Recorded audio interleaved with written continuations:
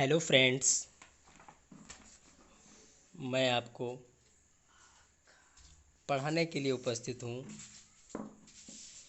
और पढ़ने जा रहा हूँ। पोएम का नाम है ऑन हिज ब्लाइंडनेस। ये थर्ड पोएम है। तीसरी पोएम है on his blindness. On his blindness जो जॉन मिल्टन के द्वारा लिखी गई है। जॉन मिल्टन एक अच्छे पोएट हैं। पोएट मतलब कवि। तो ऑन हिज ब्लाइंडनेस है जो जॉन मिल्टन ने लिखी है, बढ़िया है। John Milton was born in 1608 and died in 1674। यानी कि जॉन मिल्टन जो थे 1608 में पैदा हुए थे और 1674 में इनकी मृत्यु हो गई थी। ठीक है, और ये ध्यान रखना आप लोग अच्छे तरीके से। ऑन हिज ब्लाइंडनेस जो जॉन मिल्टन ने लिखी है।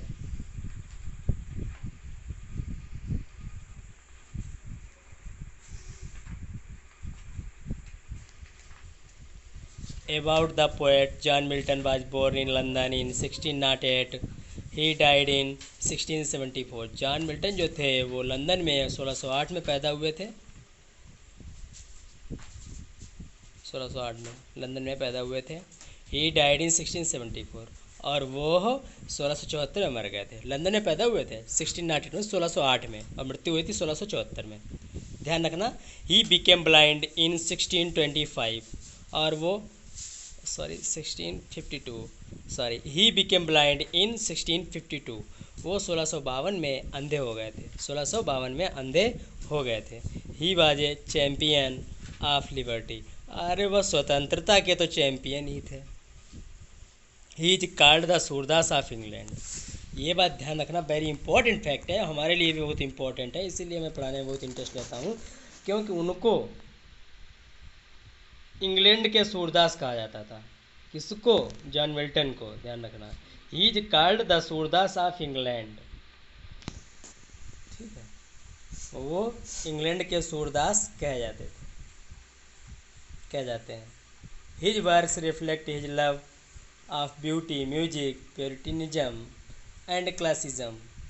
उनके वर्क जो हैं, उनके प्रेम, उनकी सुंदरता के प्रेम गीत, प्योरिटिनिज्म और क्लासिज्म की प्रेम को रिफ्लेक्ट करते हैं, प्रतीत करते हैं, दिखाते हैं।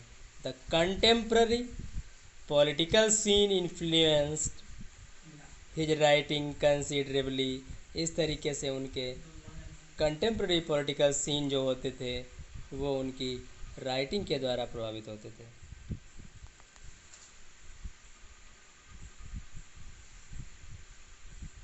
Milton's writing are generally autobiographical in character. Milton की राइटिंग जो है सामान्य रूप से पात्र में वो ऑटोबायोग्राफिकल है। ऑटोबायोग्राफिकल मतलब आत्मकथा के रूप। The personal sonnets of Milton reveal his personal life and character. इस तरीके से व्यक्तिगत सॉनेट, मिल्टन के जो व्यक्तिगत सॉनेट जो हैं वो उनकी लाइफ को व्यक्त करते हैं और उनके गुण को, कैरेक्टर को, उनके कैरेक्टर को व्यक्त करते हैं। On his blindness is a no exception to it. और हिज ब्लाइंडनेस जो है उनके लिए कोई एक्सेप्शन नहीं है। And it reveals the poet's shock due to blindness and the great agony underlying it. इस तरीके से यह कविता जो है कि यहाँ पर यह जो है कवि को दुख हो रहा है अंधेपन पर, उसका वर्णन किया गया है इसमें और वही बताया गया है। Some of his famous works are L. उनके बहुत से प्रसिद्ध वर्क हैं, मतलब उनके पोएम्स हैं या कह लो कि वर्क्स हैं। ठीक है, एल, आयल पेंसरेसो, Lycidas and Samson Agonistes, the Paradise Lost and the Paradise Regained are is masterpieces. और उनके मास्टर पीस जो हैं पैराडाइज लास्ट एंड द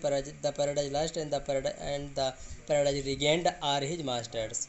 उनके मास्टर पीस हैं तो पैराडाइज रिगेंड है और पैराडाइज लास्ट है। They are the greatest epics in English literature. और ये जो है Paradise Lost, the Paradise Regained जो हैं हमारे अंग्रेजी साहित्य में महान काव्य हैं, महाकाव्य हैं, ग्रेटेस्ट एपिक्स। ठीक है, मैं आपको अब पोएम के विषय में बताने जा रहा हूँ।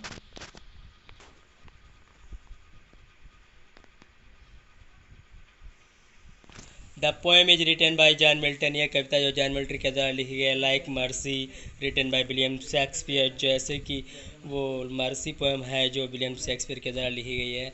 This poem is also a sonnet. यह भी एक कविता स्वयं में एक सोनेट है। ठीक है, ये कविता जो है ये भी एक सोनेट है। सोनेट मतलब होता है, सोनेट मैंने जानते हो आप लोग, सोनेट मीन्स होता है, सोनेट मीन्स बता रहे sonnet is a poem of 14 lines, it is called sonnet. 14 line की जो कविता होती है उसे हम सोनेट कहते हैं, ध्यान रखना। 14 लाइन की कविता जो होती है ना उसे हम सोनेट कहते हैं, ध्यान रखना। इट कंटेन्स ओनली 14 लाइन्स, और उसमें 14 लाइन की कविता होती है। But it types is different from mercy, लेकिन मर्सी में इसके विभिन्न रूप के प्रकार के रूप दिखाए गए हैं। Mercy is called Shakespearean sonnet, लेकिन मर्सी जो है, मर्सी एक सोनेट है जो उसे शेक्सपियरियन सोनेट कहा जाता है। वाइल ऑन हिज ब्लाइंडनेस, जबकि on his blindness is called Miltonic sonnet. वो शेक्सपियरियन सोनेट कहा जाता है, और ये on his blindness Miltonic sonnet कहा जाता है। ये बात भी ध्यान रखना, इनके मिल्टॉनिक सोनेट की मिल्टन के सोनेट होते हैं, शेक्सपियरियन सोनेट यानी कि शेक्सपियर के सोनेट होते हैं। ठीक भाई, समझ गया, समझते रहना आप लोग अच्छे से। ठीक है, और अब बताया the poem shows the poet shocked due to permanent blindness. इस तरीके से एक कविता जो है वो हमारे अंधेपन के कारण, अंधेपन पर वो बहुत दुखी है, उसके कारण बहुत ही वो दुखी, अंधे होने के कारण वो बहुत दुखी है, उसे शो करता है, प्रकट करता है। It also shows the poets firm faith in God. और यह जो है वो कवि के बहुत दृढ़ विश्वास है भगवान में, वो भी व्यक्त करता है। And his complete acceptance to divine will, और उसकी दैवीय इच्छा को वो कंप्लीट कर दे, यानी कि पूर्ण कर दे। ठीक है, मैं आपको अब पोएम पढ़ने जा रहा हूँ। अच्छी पोएम है, अच्छे से ध्यान रखना, बहुत ही अच्छी पोएम है, बहुत अच्छा कुछ बताया गया है इसमें, और हम तो इस पोएम को बहुत लाइक करते हैं।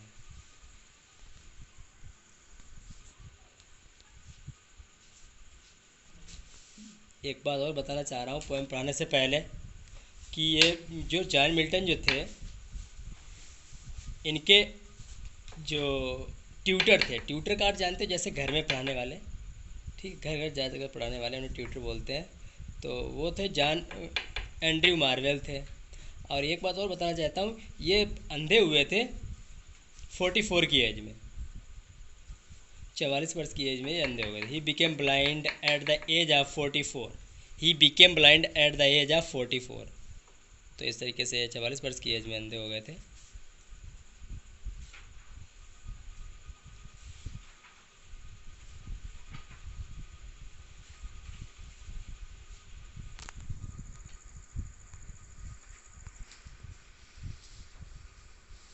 इस तरीके से ये 44 वर्ष की एज में अंधे हुए थे। When I consider how my light, मैं पोएम पढ़ाने जा रहा हूँ, बहुत ही अच्छी पोएम है, ध्यान रखना। When I consider how my light is spent are half my days in this dark world and wide, and that one talent which is death to hide, lodged with me useless, though my soul more bent to। इस तरीके से यहाँ पे आपके कवि जो हैं John Milton जो बताते हैं, वो कहते हैं कि जब मैं अंधा हो गया, या मैं किस प्रकार अंधा हो गया इस अपनी आधी एज में ही, इस ये संस्कार में, ये पूरा संसार मेरे लिए अंधा हो चुका है। The in this dark world and wide, इस बड़े और चौड़े और अंधकार संसार में मैं जब किस प्रकार मैं अपनी अर्ध एज में ही या आधी एज में ही अंधा हो गया। And that one talent which is death to hide, और मैं ये सोच रहा हूँ कि मेरे पास एक बहुत अच्छा टैलेंट है। टैलेंट क्या है मतलब, कवि कह रहा है टैलेंट क्या है उसमें बताओ, कवि में टैलेंट क्या है। कवि में टैलेंट ये है कि वो कविताएं लिखता है, यही टैलेंट है उसका। टैलेंट मतलब योग्यता, सर्वश्रेष्ठ गुण, ऐसे कह लो। एंड दैट वन टैलेंट है, और मेरे पास एक टैलेंट है जो मृत्यु के बाद छिप जाएगा, चला जाएगा, मर जाएगा। Which is death to hide. Hide में छिप जाएगा, छिप जाएगा तो अर्थात खत्म हो जाएगा, मृत्यु के बाद वो नष्ट हो जाएगा। मेरे पास जो टैलेंट है, लास्ट विद मी यूजलेस, इस तरीके से वो बेकार पड़ा रहेगा। दो माई सोल मोर बेंट, इस तरीके से मेरी सोल आत्मा भी अधिक कमजोर झिझोड़ती रहेगी हर वक्त।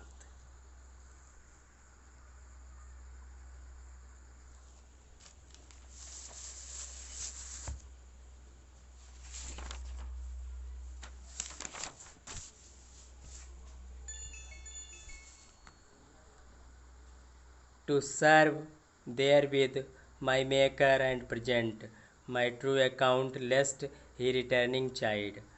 और इसके लिए मेकर मीन्स होता है यहाँ पे टू सर्व, सर माने सेवा करना। माई मेकर माने बनाने वाले का अर्थ है भगवान। And present my true account, अब लेस्ट ही रिटर्निंग चाइल्ड, अब मैं ये कह रहा हूँ कि मैं भगवान की सेवा करने के लिए बहुत ही नहीं कर सकता हूँ, इसलिए मैं अंधा हो चुका हूँ, तो इसलिए मैं अपने भगवान की सेवा नहीं कर सकता हूँ। और इसलिए जब मेरा वो हिसाब किताब लेगा, जब मैं भगवान के पास जाऊँगा, वहाँ मेरा वो हिसाब किताब करेगा, तो मुझे सच्चाई बतानी पड़ेगी। तो मुझे वो इसके लिए ना डांटे कि मैं भगवान की सेवा नहीं कर पा रहा हूँ। जब मैं वहाँ जाऊँगा तो वो मेरी, कुल मिला के ऐसे कह रहा है कि मुझे डांटे ना, चाइड ना करे, रिटर्निंग चाइड, और मुझे डांटे ना वहाँ पे। डेथ गॉड एग्जैक्ट डे लेवर light need I fondly ask but patience to prevent. इस तरीके से वह यहाँ पे कहता है कि भगवान भी, कि क्या भगवान भी मजदूरों से कार्य करवाने की इच्छा करता है? वो नहीं स्वीकार करता है, भगवान से वो काम नहीं करवा सकता। भगवान जो है किसी व्यक्ति से परिश्रम नहीं करवा सकता। आई फॉन्डली आस्क, मैंने उससे मूर्खतापूर्ण पूछा कि but patience to prevent that murmur soon replies, मैंने पूछा धैर्यपूर्ण और रोकते हुए मैंने प्रिवेंट किया। दैट मर्मर सुन रिप्लाइज, और कुछ दबी हुई मनमुना की हुई आवाज़ में उत्तर आया, God death not need either man's work. God को किसी व्यक्ति के कार्य की आवश्यकता नहीं है, और his own gift who best wear is mild yoke they serve him best, his state is kingly thousand at his bidding speed and post over land and ocean without rest, they also serve who only stand and wait।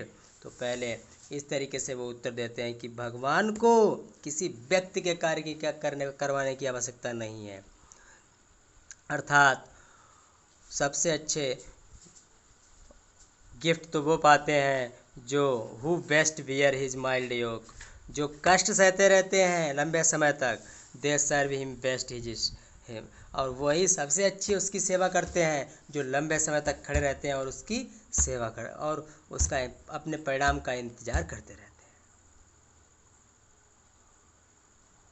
परिणाम मतलब समझते हो? Result. His state is kingly, अरे तुम क्या बात करते हो, वो तो राजा की तरह है, मतलब भगवान राजा की तरह है। हिज स्टेट इज किंगली, उसकी स्थिति राजा की तरह है। Thousand at his bidding speed and over and post over land and ocean without rest. यहाँ पे वो कह रहे हैं, कवि आपका कह रहे हैं, अरे भगवान तो राजा की तरह, हिज स्टेट इज किंगली, उसकी तो राजा की तरह वो है। अरे उसकी आज्ञा पर तो आसमान से इस जमीन पर हजारों देवदूत काम करने के लिए उतर आएंगे बिना रेस्ट किए हुए, बिना रेस्ट किए हुए उसकी आज्ञा पर इस सागर और जब भूमि पर कार्य करने के लिए चले आएंगे बिना रेस्ट किए हुए। They also who only stand and wait, और भगवान को कोई की आवश्यकता नहीं है, लेकिन ध्यान रखो भगवान, they also serve who only stand and wait, वे भगवान की सबसे अच्छी सेवा करते हैं जो दृढ़पूर्वक खड़े रहते हैं और प्रतीक्षा करते हैं। तो उनके से भगवान हर वक्त ध्यान में रखता है। दे आल्सो सर्व, और वे व्यक्ति सबसे अच्छी गॉड की सेवा करते हैं जो स्टैंड रहते हैं, दृढ़ रहते हैं, एंड वेट और प्रतीक्षा करते रहते हैं। बस आपकी कविता हो गई, बहुत ही इम्पोर्टेंट है ये। यहाँ से his state is kingly, very important stanza है, यहाँ से आ सकता है। फिर आता है इधर, when I consider how my light is spent, ये भी बहुत इंपॉर्टेंट स्टेंजा है। इस तरीके से स्टेंजा इंपॉर्टेंट है, अब पढ़ सभी लेना। मैंने इंपॉर्टेंट बताया, बाई चांस ऐसा भी होता है कभी कभी इंपॉर्टेंट बदल जाता है, नॉट इम्पॉर्टेंट आ जाता है, ध्यान रखना। लेकिन कंप्लीट तुम्हें सारा का सारा कोर्स करना है, ठीक है। ठीक है, आपको देखने के लिए थैंक यू।